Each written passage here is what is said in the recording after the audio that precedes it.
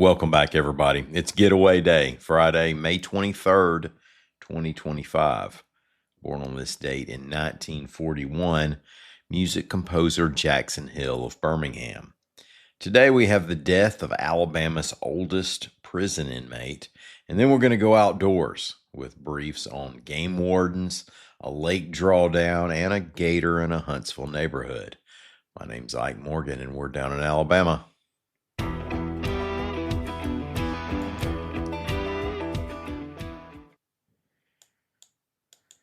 Starting a business can seem like a daunting task, unless you have a partner like Shopify. They have the tools you need to start and grow your business. From designing a website to marketing to selling and beyond, Shopify can help with everything you need. There's a reason millions of companies like Mattel, Heinz, and Allbirds continue to trust and use them. With Shopify on your side, turn your big business idea into... Sign up for your $1 per month trial at shopify.com/special offer.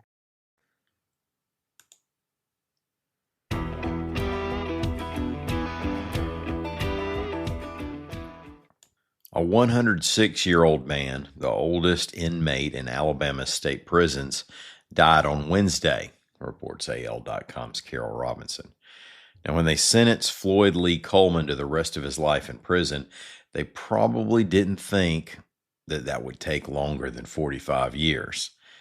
And he was getting off easy. Coleman was 60 years old when he lured a 7-year-old girl named Quintina Steele into his room at a Bessemer boarding house, raped her, and strangled her to death.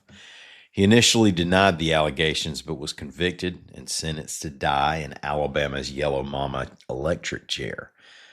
Later, the Alabama Supreme Court ordered a new trial over the state's new death penalty law. Coleman pleaded guilty and managed to receive a life sentence. Coleman died at UAB Hospital. Steele, his victim, would be in her early 50s today. There's an Alabama state law that says game wardens have the power, quote, to enter upon any land or water in the performance of their duty. Now, with no mention of search warrants in that particular line, it seems to offer a game warden broad power to enter land and issue citations. Some folks in the Shoals have filed a lawsuit to challenge that, reports AL.com's Scott Turner. The 3 plaintiffs haven't been charged with related crimes or violations, but they say they don't like having game wardens poking around on their land on multiple occasions, showing up unexpectedly and appearing on game cameras.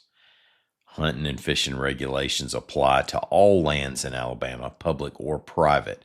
In one of the plaintiffs' cases, the landowner received a warning about baiting deer, something the landowner denied was happening.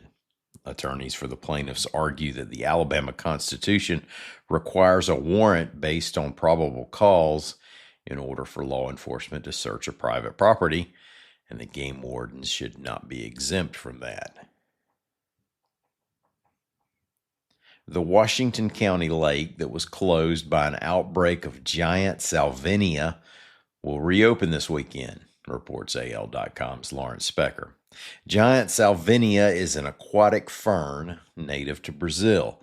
They say it can double its coverage area in just a few days, growing into a mat on top of the water that blocks sunlight and oxygen. It was discovered in J. Emmett Wood Lake last year. The Alabama Department of Conservation and Natural Resources closed the lake in August, drew it down to dry out the salvinia around the perimeter, and treated the surface mats with an herbicide. They're hoping that at least makes any salvinia that's left something that can be managed. And here's a request for anglers and other boaters. Be careful not to transport foreign weeds from one lake or river to another on the prop of your motor or anywhere else on your boat. While Wood Lake is now open to fishing from the hill, the boat ramp will stay closed until the water level rises.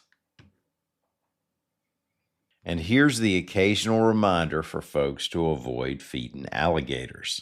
Don't worry, there are no dogs in this story. AL.com's William Thornton reports that a pretty good-sized alligator in Huntsville was put down after it was seen approaching humans. A Approaching humans on purpose isn't really normal behavior for a gator, and it often means that somebody's been feeding it. This gator was just over 10 feet long and weighed around 275 pounds.